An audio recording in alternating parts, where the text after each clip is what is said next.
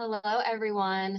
Good morning and welcome to the October Lunch and Learn series brought to you by Clean Coast, Texas, which is a program of the Texas General Land Office. My name is Christina Lopez, and I am joining from the Meadow Center for Water and the Environment at Texas State University, and I am going to get this event started. All right, some housekeeping items first. Please remain on mute. This will really help us with the audio quality. Video can be on or off, it's your preference, but please note that this meeting is being recorded and it will be posted for later viewing. Today, we will be using the chat function to introduce ourselves, ask questions, comments, and anything else that you would like to share. So if you would like to, during this time, please use the chat to introduce yourself. Tell us your name, your organization, where you're joining us from, and maybe something that you're hoping to learn from this Lunch and Learn. Okay, so here's what to expect today. We'll do a little bit of introductions, and then we'll get right into a presentation by Dr. Todd Merendino. And then we will have about a 15-minute Q&A session. So again, please use the chat for your questions. We will wrap everything up around 11:55 and depart by noon. So again, please introduce yourself in the chat, share your name, where you're joining us from, and maybe what you hope to learn from this Lunch and Learn. Also helping with the Lunch and Learn today from the Meadow Center, we have Jenna Walker. Jenna, could you introduce yourself, please? Good morning. I'm Jenna Walker. I'm Director of Watershed Services here at the Meadow Center for Water and the Environment. And I'm glad to see so many joining our Lunch and Learn today. Thank you, Jenna. And Jenna's role for today is tech support. So if you have any issues during the event, please send a chat to her directly. Okay. Now I would like to introduce from the Texas General Land Office, Jason Pinchback. Jason? Thank you, Christina. Good morning and welcome to another installment of the Texas General Land Office Clean Coast Texas Lunch and Learn series, where we connect with coastal water resources and ways to understand and enhance the management of stormwater runoff and related pollutants. My name is Jason Pinchback and I am the Water Resources Manager at Texas General Land Office under the leadership of Commissioner Don Buckingham.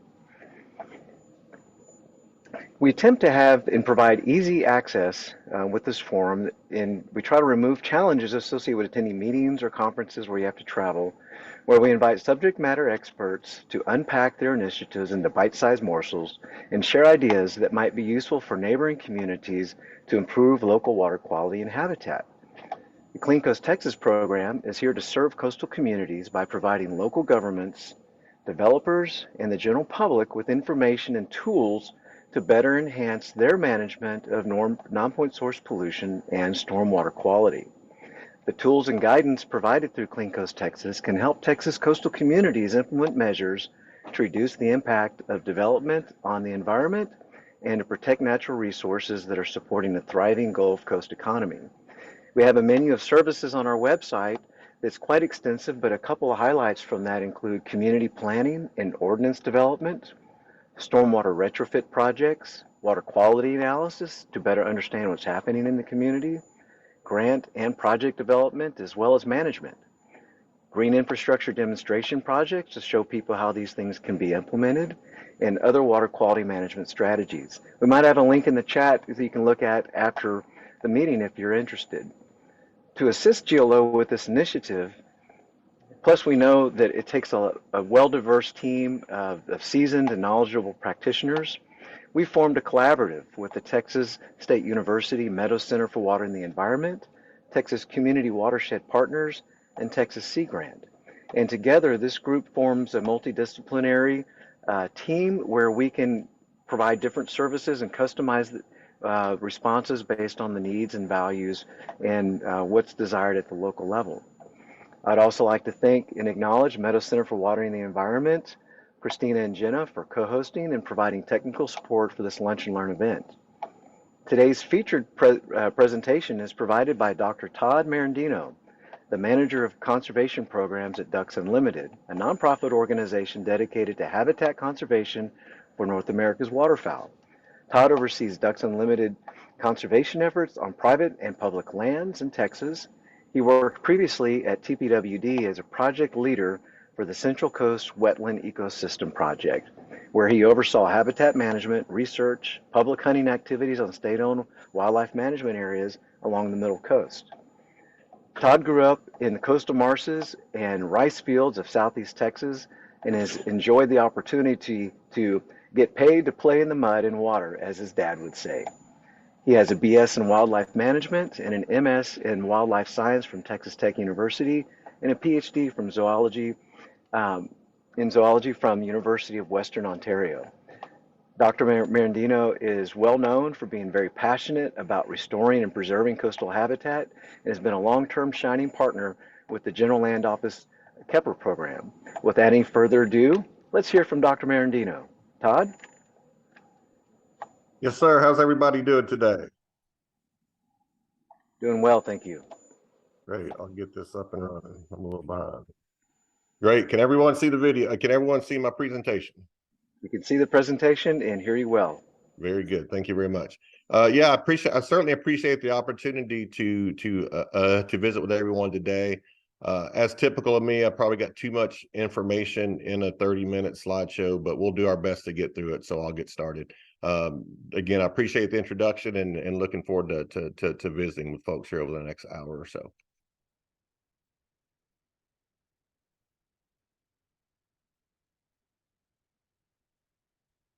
So in coastal Texas, we have, extensive coastal marshes, but our coastal marshes are threatened by a lot of different factors. And, these factors range from, degraded and altered hydrology, mainly due to like to different types of oil and gas canal development, construction of shipping channels, the Gulf Intracoastal Waterway. That's one aspect. There's also, as most folks are familiar with the sea level rise and SLAM models and just all the ongoing development pressures that our Texas coast faces. Again, as our population grows, that just puts more and more demand on our coastal marsh resources. So why is Ducks Unlimited? So why is Ducks Unlimited interested in all that, right? So I'll give you a couple slides on that. So Ducks Unlimited, as our name implies, obviously our mission is focused on waterfowl and also waterfowl habitat. And why we're concerned with that in Texas is part of what's called the Central Flyway, which is one of 4 waterfowl migration flyways across North America. And Texas is located at the bottom of the Central Flyway here on the Gulf Coast. And anyone that spends time on the Gulf Coast during the wintertime, there are large numbers of waterfowl on the coast, some critical species such as redhead ducks and also northern pintail. And then there's another species called the mottled duck, which spends its pretty much entire life cycle on the Gulf Coast in Texas and Louisiana. There's also a different population in Florida. But for the most part, mottled ducks, even though they're a migratory waterfowl, they spend their entire life on the Gulf Coast. So unlike their kind of winter or their snowbird cousins that come down here for the wintertime, mottled ducks have to stay here year round. So they're obviously subject to these coastal stressors for the entire year. And coastal marshes are obviously good for waterfowl. And again, that's Ducks Unlimited's main interest in them. But obviously, over time, there's a bunch of different, impacts to coastal wetlands and why those things are beneficial. Obviously, waterfowl is one, but our coastal marshes are tremendous nurseries for a lot of different types of fish species. Things like shrimp and crabs, redfish and trout, all those things people like to catch and eat. Coastal marshes are also important for coastal resiliency. Coastal marshes can buffer storm surge and can absorb floodwaters. And think of coastal marshes like an insurance policy, right? It's like a blanket that's out there, provides you insurance. Hopefully you don't need it. Obviously hurricanes and tropical system and floods come, and that's why you need a healthy coastal marsh whenever those coastal disasters strike. These coastal marshes provide for commerce, again, through, hunting and fishing, also, commercial type fishing ventures. And then obviously the many different waterways provide for commerce. And again, in the storm surge buffering that these coastal marshes have, they can provide for commerce again during storms. If coastal marshes can, prevent flooding or at least abate flooding, that can, that keeps houses from being flooded, can provide protection for, various facilities on the coast, especially oil and gas type infrastructure, so that stuff can stay up and running, while the marsh recovers from the storm. Obviously, coastal marshes are important from a recreation aspect, and healthy marshes obviously provide healthy water quality. So I'm going to talk about two different things that Ducks Unlimited is involved with. Again, you may not, when you think of Ducks Unlimited, hopefully a lot of folks on this call, know Ducks Unlimited. Most people know us from our grassroots banquet system. There's a lot of, fundraising dinners throughout the country, obviously all along the Gulf Coast. And a lot of folks know us from that, but we are, again, a wetland habitat conservation organization out there doing a variety of different projects, again, to, protect, restore, and to conserve wetlands. And I'll talk about two things today: breakwaters, shoreline breakwaters. And then a little bit later in this presentation, I will talk about the beneficial use of dredge management. So in this slide, you see the Gulf Intracoastal Waterway. Most folks on this call are probably familiar with that feature on the landscape. And it's pretty much a coastal highway, used for a lot of maritime commerce up and down the coast. It was completed in 1949 through Texas. The dredged or constructed width was 12 feet with a bottom width, a navigation width of 125 feet. Currently, in many places, especially on the upper coast and parts of the middle coast, that canal width has eroded to over 500 to 700 feet wide in many places. Now, the dredge channel is still the same width, the same 125 foot wide, but the shoulders have expanded, right? And as that shoreline erosion has occurred and as that width has expanded, we've lost coastal habitat and coastal marshes. The Gulf Intracoastal Waterway, it is the third busiest inland waterway in the United States. So it obviously gets a lot of vessel traffic, as you can see by some of the transport statistics there. And it's important. It's obviously important for commerce and transport, and it's important to obviously protect that water body as well. And so shoreline protection along the intracoastal waterway can provide many advantages. It can improve navigation efficiencies. By stabilizing the shoreline, we can reduce shoaling, and we can also reduce the frequency of dredging. Dredging is obviously very costly and expensive. If we can use shoreline stabilization to reduce dredging, those financial resources can obviously be used for other maintenance dredging in other areas. And obviously, as we stabilize the shoreline, we are restoring and enhancing coastal marshes. So it's pretty much a win-win. I've got some slides here. This is a 1938 image of a portion of the Gulf Intracoastal Waterway at the McFadden National Wildlife Refuge. This is a 1938 imagery off Google Earth, so I apologize for the blurriness, but that's what it looks like in Google Earth.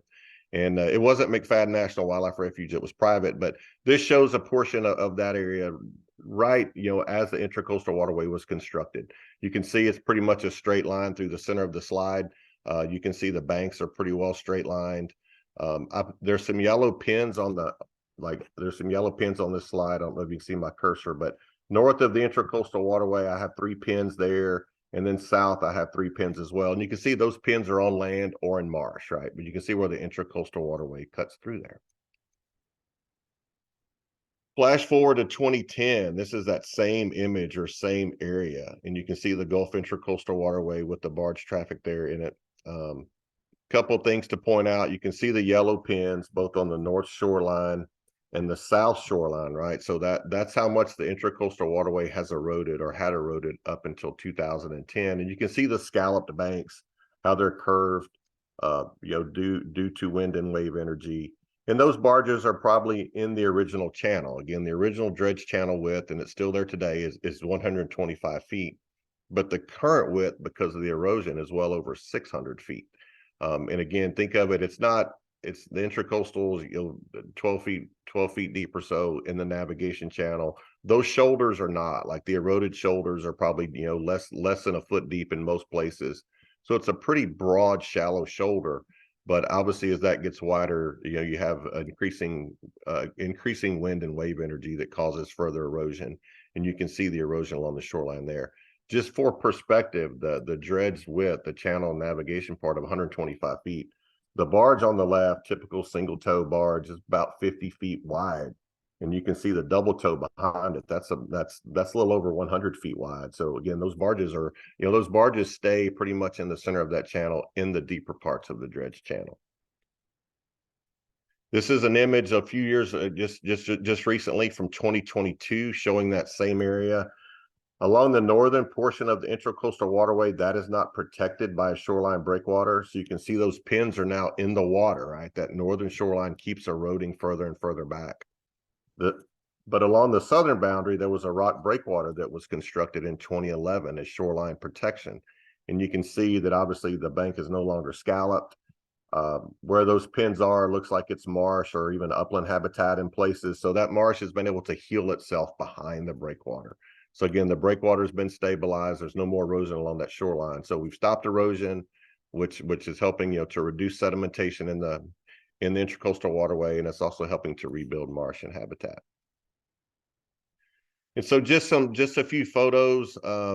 Breakwaters are pretty, shoreline protection along the intracoastal waterway is pretty simple, or kind of a standard practice, I guess. It's almost, I kind of describe it as a small levee of rocks, right? It's just like a levee of rocks. They're built parallel to the shore, can be varying distances from the shoreline, and there's kind of a fine line between, you need to, there is a navigation setback within the waterway that we have to avoid, so we don't, interfere with shipping and transport. And so there's a fine line, right? You want those things far enough offshore to restore as much marsh as you can, but also the further they are, they're in deeper water. And again, so we try to put those closer to shore too, as well, right, to avoid any kind of shipping conflicts.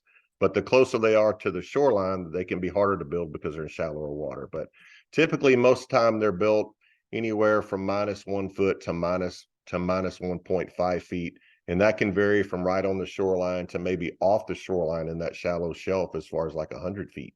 So, but typically they're probably in some range of 25 to 50 feet offshore. I've got a short video that shows some of the construction. I'll advance a little bit, but this is just one of the breakwaters that we constructed in Matagorda County a few years ago. Again, it's barge-based operation. That barge and Traco are in the intracoastal waterway to the left.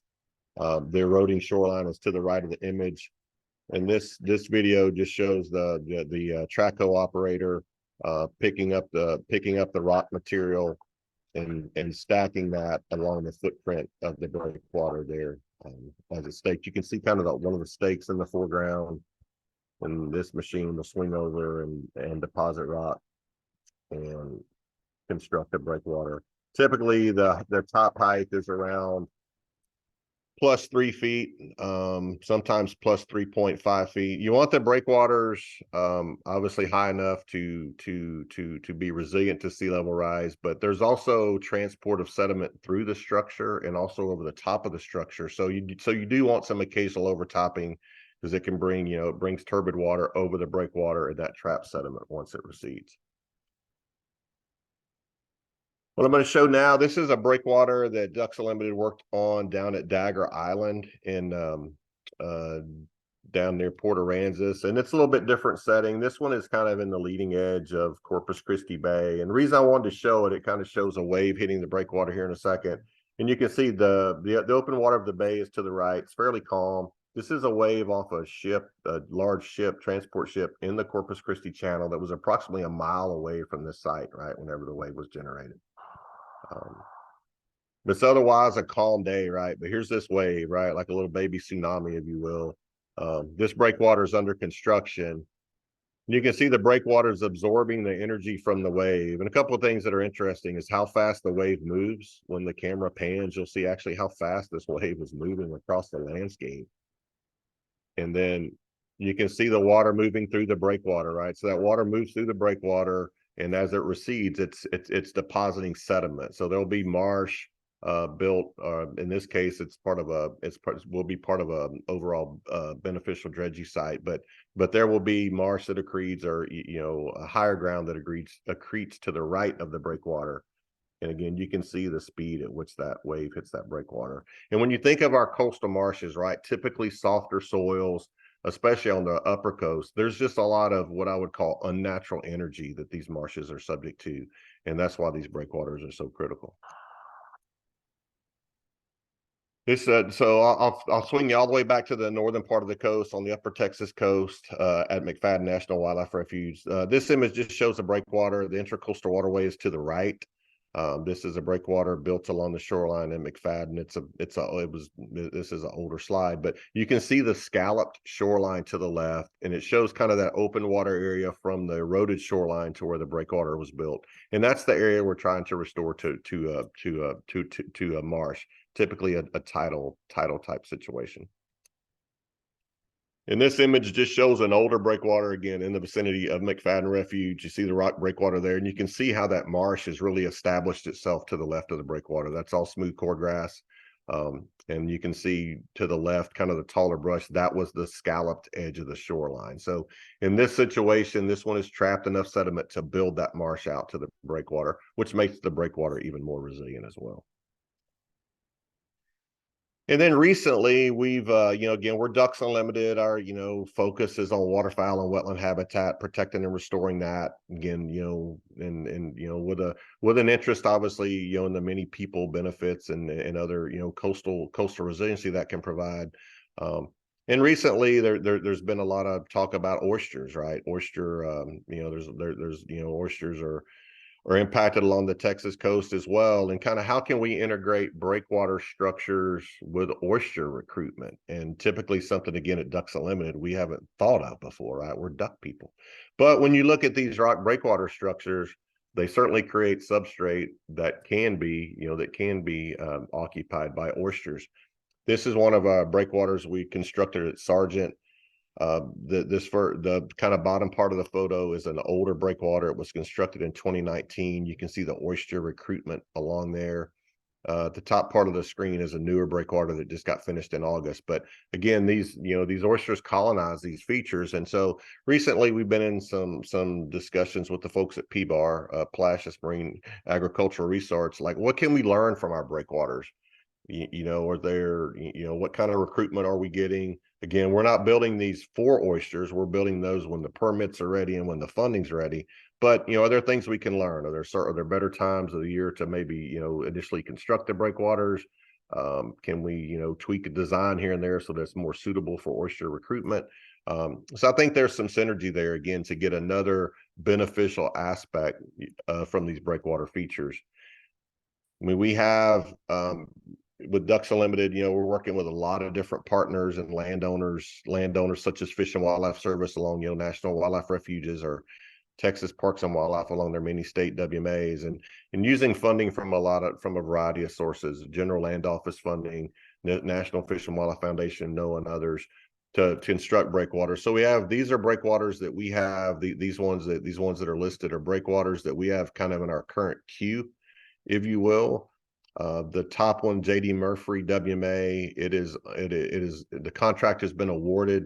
JD Murphy WMA, for those that may not be familiar with it, is a WMA that is bisected by the Intracoastal Waterway up near Port Arthur, Texas. Contract been awarded. The contractors should be on site pretty quick for that. But you can see kind of the whole host of other places where we are working, and these are anywhere from in, say, engineering and design phase to permitting phase to even being under construction. The one at Greens Lake, that is actually under construction as we speak, and the one at Anahuac just above it is scheduled to start in the next week or 10 days. And so again, we have a lot of these breakwaters in the queue for the main focus of, of protecting and restoring coastal wetlands. But again, going forward, again, thinking back to the oyster example, what other benefits can we derive from these? Can we quantify, and can we use these for, again, to make sure that we continue getting funded in the future? So now I'll switch a little bit to beneficial use of dredge material, and just kind of I guess a quick overview of some activities that Ducks Unlimited has been involved with beneficial dredge use. And I will apologize. It's, beneficial use of dredge material. As we go through the rest of the slides, you may see the abbreviation BUDM or BU, or you may hear me use all of those words. But basically it's the use of dredge material beneficially for a variety of reasons. And I'll give you kind of a quick synopsis of some of the things that Ducks Limited is engaged with.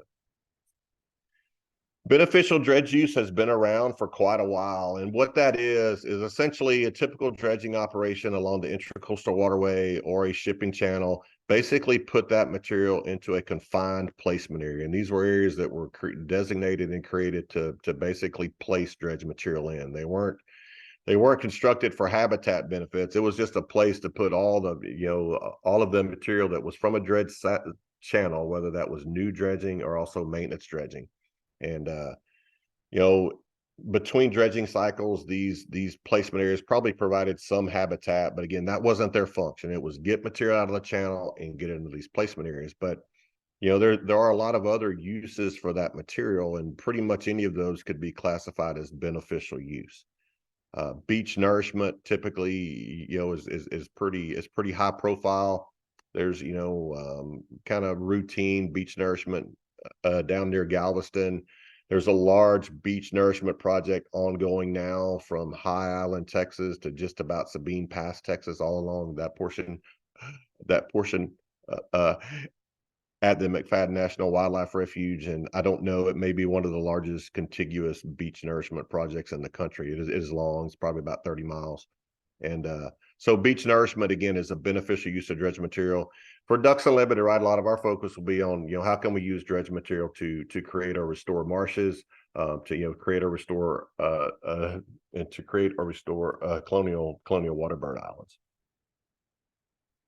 And in Texas, I think there's certainly a lot of synergy and energy using beneficial use of dredge material. There's a lot of agency buy-in.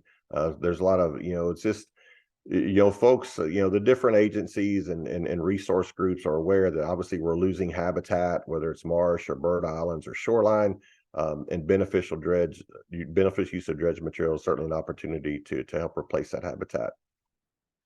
Texas Parks and Wildlife Department at the J.D. Murphy Wildlife Management Area, they're in their at least fourth phase, maybe fifth, of using beneficial use to restore marshes there.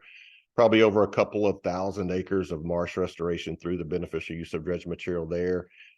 It's been in concert, obviously, with different agencies, but for the most part, the freight, if you will, has been paid for by private industry that is needed to dredge, either initially dredge like a ship terminal facility or to provide maintenance dredging of that. So in that case, it really is win-win, right? The public resource, if you will, the marsh is being restored, and it's being pretty much completely paid for, if not all paid for, by private industry. Galveston Bay Foundation, they've done several phases of beneficial dredge use of marsh restoration and enhancement at Pierce Marsh, and there's an ongoing phase there about to start, and you can see the different groups that get engaged there. And so in Texas, again, we have a lot of wins, if you will, right? Programmatic stuff at the J.D. Murphy WMA, programmatic stuff at Pierce Marsh, and how can we capitalize on that success, on that synergy to make beneficial dredge use as coastal, implemented on a coastwide scale. And in Texas, there's a lot of dredging that goes on or that occurs. The Corps of Engineers contracts 30+ million cubic yards of dredging on a biannual basis. They have a mandate to use 70% of that material beneficially by 2030. And again, beneficially is pretty much anything other than a placement area, right? It could be a beach nourishment, bird island, coastal marsh. And currently they use about 40% beneficially, which I think is actually pretty good, right? We could get to 70, that'd be great. And so we certainly have a lot of synergy there. And in addition to that, there's private entities that do dredging, ports that do dredging. Again, a typical placement area doesn't really provide habitat benefits, at least long term. These placement areas have a lifespan. They can only accept so much capacity. So beneficial dredge use lets you expand the use of that material. And obviously anybody that's more familiar with coastal commerce than am I, there's always demand for more dredging, bigger ships, and that kind of thing. So there will certainly be tremendous opportunity for the availability of dredge material.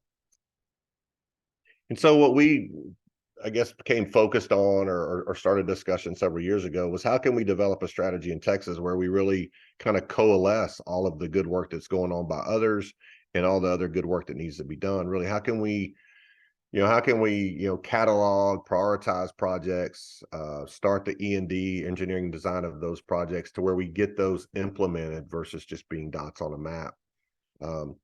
And, recent version of the General Land Office Coastal Resiliency Plan, suggested just that, hey, we need a programmatic way to implement BU. Basically, what we're trying to do is get in front of the dredge, right? Instead of being behind the dredge. We want to know when and where dredging is going to occur and link that up with the sites that need material so that those two things can go together. Got another short video, if I can get it to play, of some material being placed. This is dredge material at the J.D. Murphy WMA. It's coming from a facility off the ship channel there at Port Arthur from an LNG terminal. This is about 10 years ago now. You can see this is silty, very, very silty maintenance material from the shipping berth. It's probably about 10 to 15% material or mud, if you will, silt, probably about 85% water. This material was pumped probably close to 5 miles through the winding pipe right to a site at the J.D. Murphy WMA, basically to restore coastal marsh and basically rebuild those coastal marsh elevations that had been lost due to subsidence, saltwater intrusion, and how that had affected the marsh plants.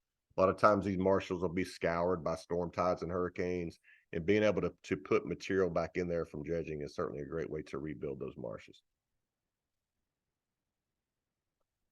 Quickly, I'll show this slide. It's kind of one of my favorite pet sites. Let me go back real quick. This is Bessie Heights up near Port Neches and Bridge City in Port Arthur, large coastal marsh that Parks and Wildlife has an interest in. The image on the left is from the 1930s. Hard to know exactly what that site was, whether it was high marsh or prairie, but certainly it was vegetated with something. That same area in the 1990s obviously had subsided, eroded. Certainly we had lost extensive land or coastal marsh, if you will. So there's been a lot of interest in restoring this site there. There's been some work going on. Ducks Unlimited has been engaged in some of the engineering design, and that work has been talked about for a while. And it's grinding through the aspects of the engineering design, permitting, and planning to full implementation. Another site, this is as part of our planning effort, right? There's large sites like a Bessie Heights that are probably what I would say are on people's radar screens. They're big enough to show up on radar screens. There's a lot of small sites out there as well. This is a small site near High Island, Texas at McFadden National Wildlife Refuge, what I would call a diamond in the rough site. The left image shows this area in about 1987 or so. This is coastal marsh. That's the intracoastal waterway, that line going across the image there just above the yellow circle. You can see this marsh is intact, pretty healthy vegetated. As we move to the right in 2015, where that same circle is, you can see how that marsh is opening up, right? It's subsiding. You've got saltwater intrusion, conversion of marsh to open water. So this is a site that's opening up, right? It's got some bad things going on there. And the reason I call it out is it's small, right? It's not really on any radar screens. It's kind of in the middle of nowhere. But you can see the intracoastal waterway again cutting across that slide. And where these yellow arrows are is where material was placed in a traditional placement area. It's not a lot of material. This area of the intracoastal isn't dredged very often. But again, when this area of the intracoastal is dredged, if we can have this area already ready to go to receive material, again, surveyed, designed, permitted, any type of temporary containments needed, we could use that material from the waterway beneficially in the marsh instead of in a placement area. We are at Ducks Unlimited. We've been engaged with different groups over the last 5 or 6 years doing a lot of beneficial dredge use planning. We recently wrapped up some dredge use planning on the middle and upper coast with NOAA and the Natural Resource Damage Assessment folks. Basically met with different groups, threw a bunch of ideas out there by these different stakeholders, say Parks and Wildlife, Galveston Bay Foundation, Fish and Wildlife Service, all kind of different coastal stakeholders. And we ended up where we selected 8 priority sites that would receive 60% engineering and design. And we recently wrapped that up. And when I say priority sites, they're not just have biological priority, but they also they have a biological need.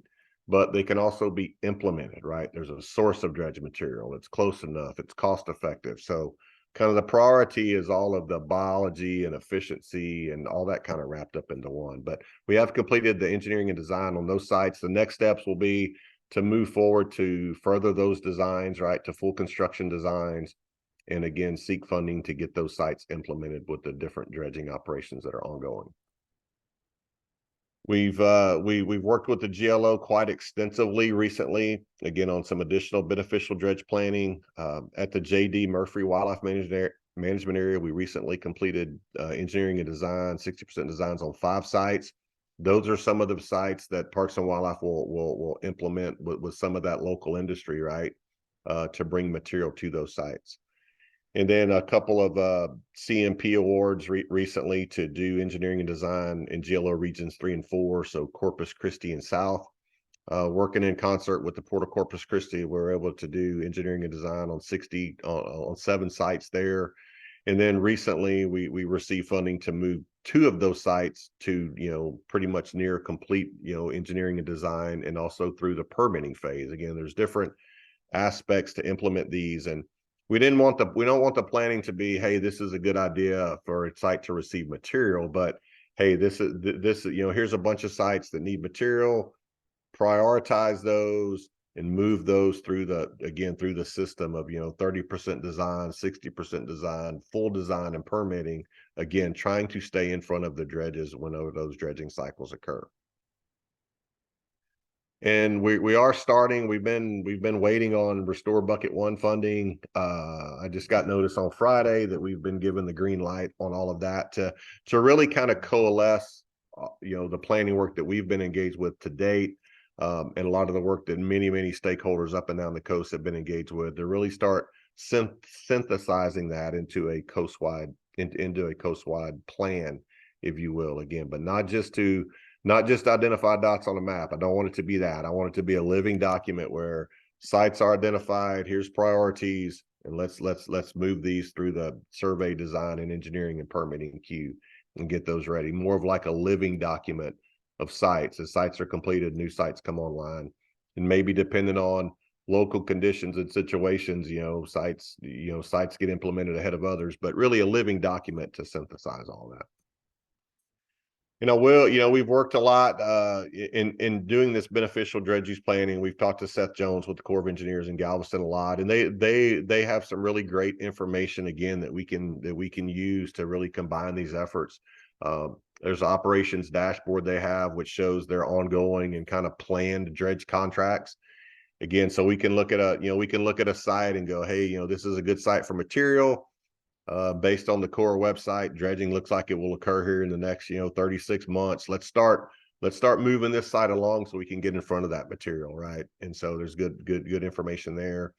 Dan Opdyke, I don't know if he's on this call today. He sent me a document, I think this morning, actually, it may have been last night, but a thin layer placement document has a really good information in there, just scanning through there. But some different projects were discussed and some different techniques to really take advantage of material.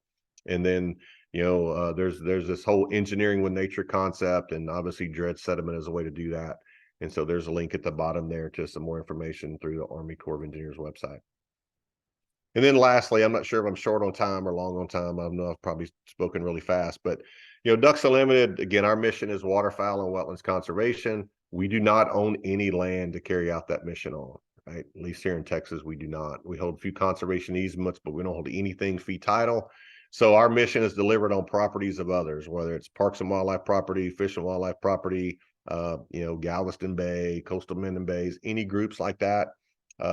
It's through cooperation with others. Again, especially when it comes to funding, right? General Land Office funding, coastal program funding, NOAA.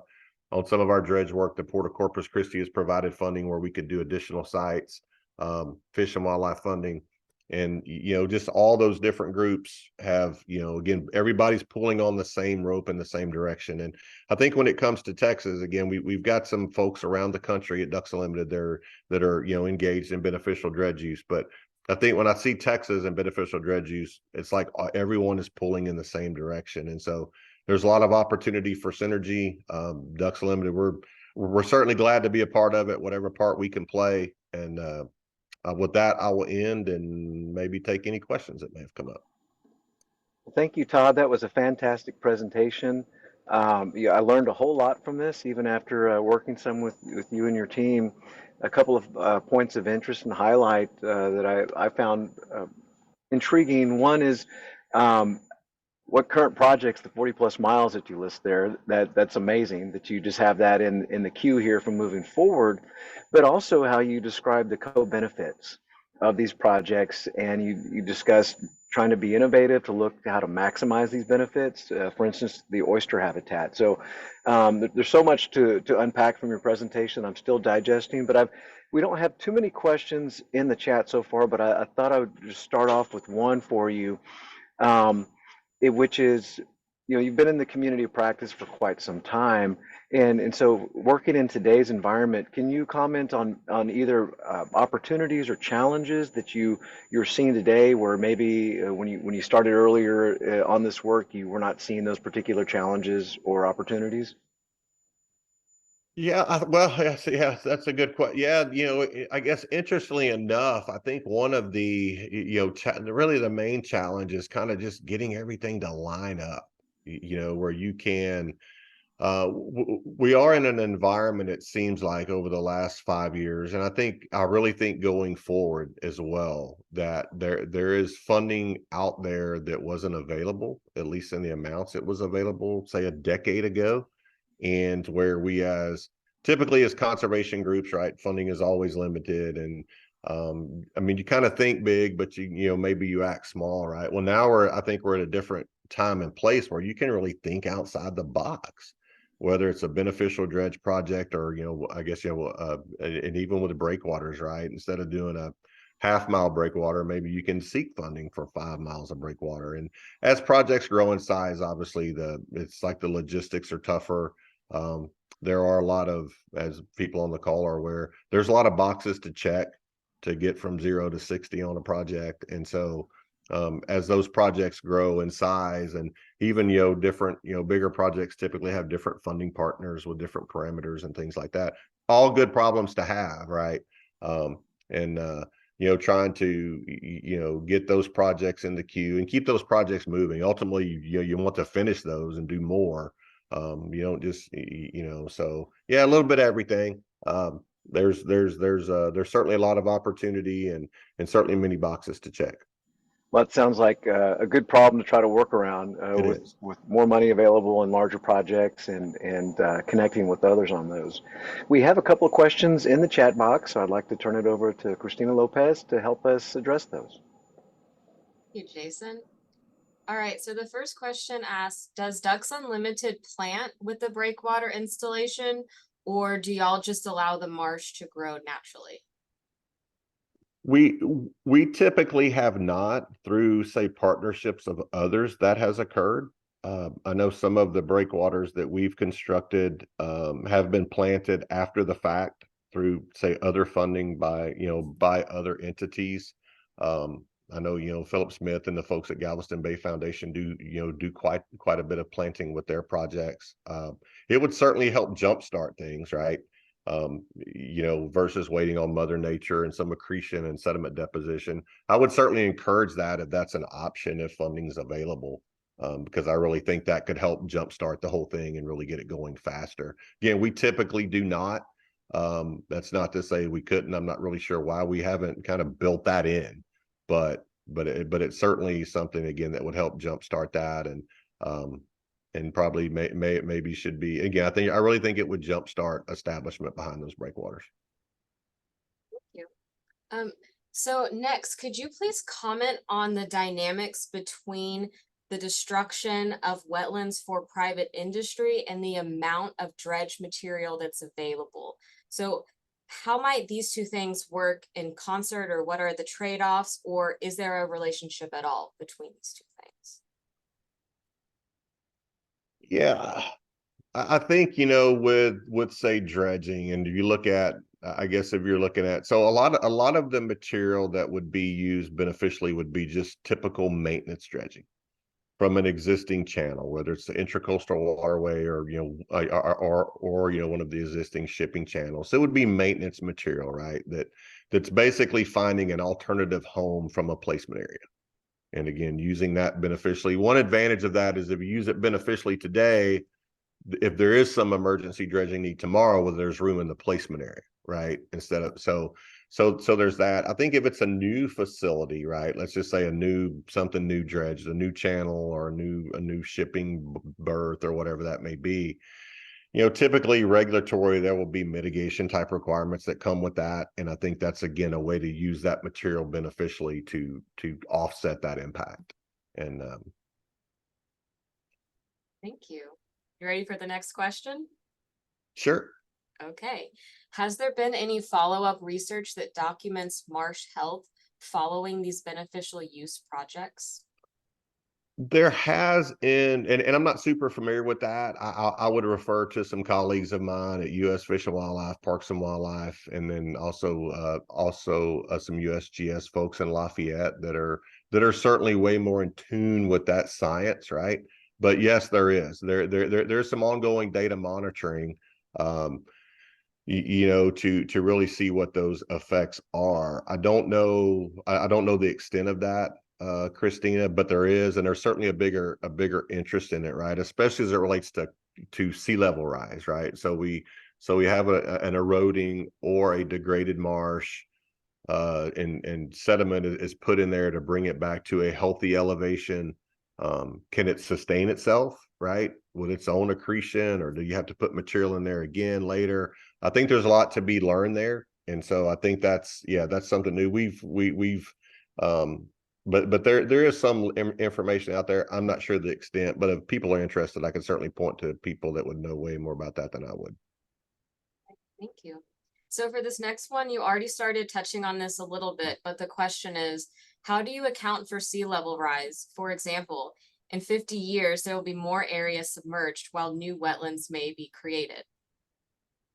Yeah, the sea level rise thing is tough, right? Like, it's even from an engineering perspective, right? If do you engineer, at what level of sea level do you engineer for? And even with our breakwaters, we struggle with that, right? It's like, are they, depending on how they're designed, they can trap more sediment today. Are they high enough to be resilient tomorrow? Kind of all that factors in the cost. But yeah, looking at that, right, and making some hard decisions about when and where and how.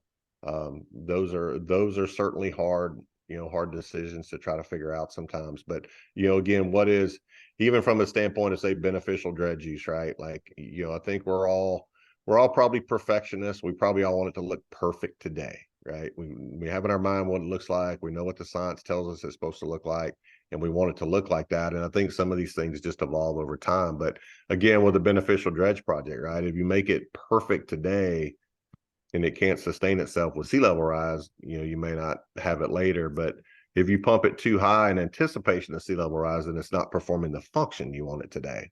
And so I think there's a lot of those discussions that go on, and that's a question that comes up often, especially when we're applying for funding, right? How are you addressing, how does this address sea level rise and future coastal resiliency?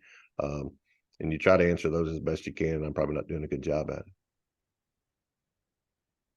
You got it. All right. Next question. And also too, we have time for about 2 more questions. So if you would like to ask something, now's the time. How often is dredge material tested for pollutants, and whose responsibility is it to test dredge material? Yeah, so when you're using that maintenance material, those sediments are tested, right, before they put in there. They're not, I'm sure there are situations, right, where maybe due to the age of material that's being dredged, from maintenance perspective, or maybe some kind of spill or something like that had occurred where that material may not be suitable for use in habitat restoration. So it does get tested, typically by the dredger or even the entity wanting to receive the material, but to where it is tested to make sure it can be placed in the environment you're placing it in. What type of pollutants do y'all test for? Christina, just, pretty much all things, right? Heavy metals for sure, things like that, right? That would be tested, and I can certainly send some information out to the group on that.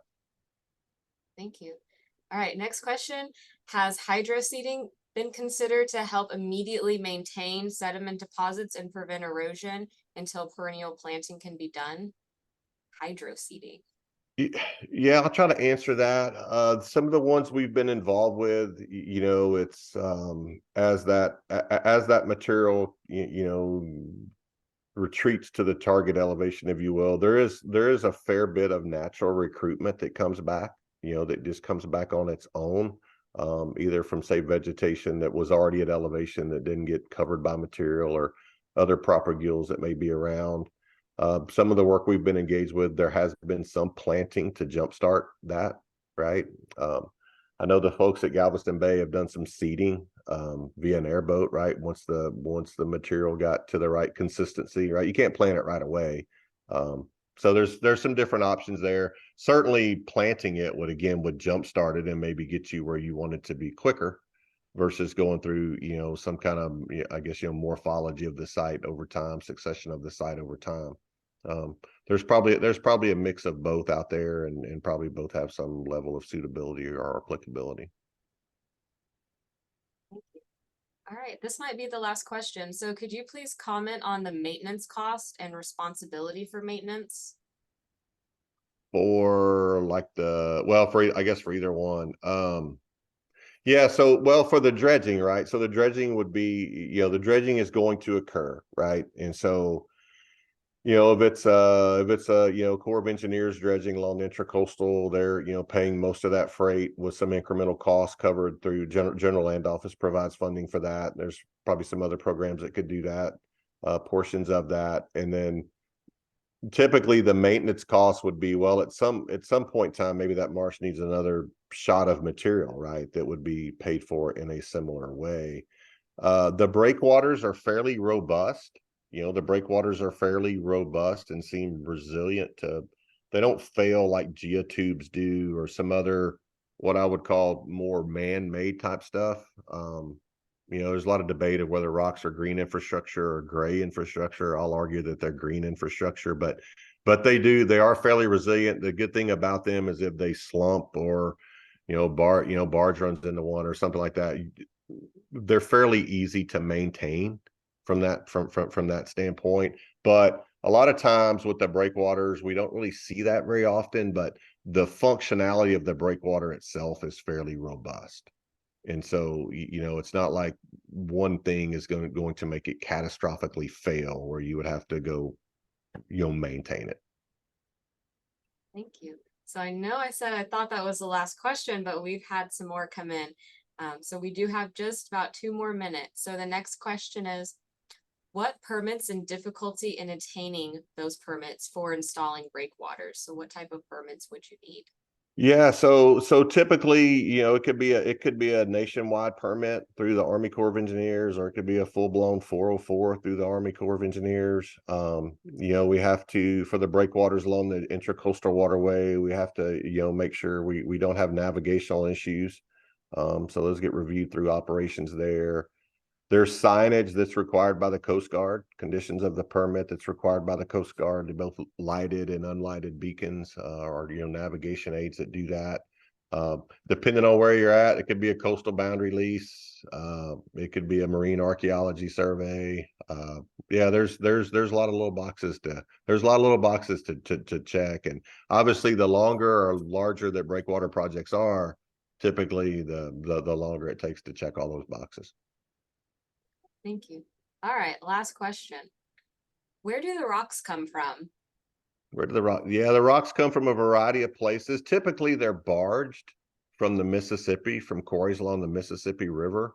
Barge transport is fairly efficient, or very efficient, right? One barge can haul many truckloads of rock, right? And so typically those, and plus the barges, you bring material from a quarry in the Mississippi River, it's on the barge. You can take the barge right to the job site, and take the material off the barge. But some rock does get railed in or trucked in. I know of one ongoing job that Coastal Bend and Bays Estuary Program, Coastal Bend and Bays Estuary Program has ongoing now, where the rock is coming out of it's coming from Marble Falls via truck. So it kind of just depends, right? Contractors provide a bid, and wherever they can, get the material, that fits the job and that where they can is cost effective for them. But probably for the most part, at least on a large job, it would be barged in, but it could come from a variety of sources. That's super interesting. Thank you. That's the last of the questions. Pass it back to Jason now.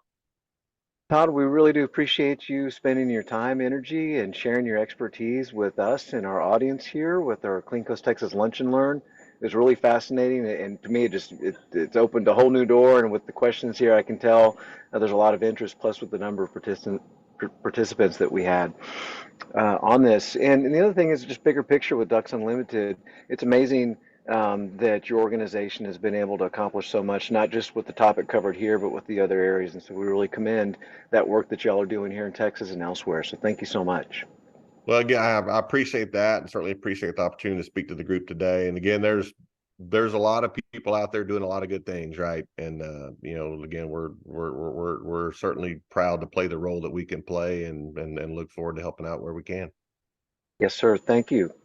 I would also like to thank Christina Lopez for co-hosting today, and Jenna Walker for helping us behind the scenes with the technical work, as well as the larger organization there, Texas State University, for their partnership and collaboration with Clean Coast Texas in coordination with Texas Sea Grant and Texas Community Watershed Partners. We're here at Clean Coast Texas with the General Land Office to work with communities in enhancing the management of stormwater quality, and we really do appreciate your time. Thank you so much. Thank you. Thanks, everybody. Thank you, everyone. Y'all take care. See you next time.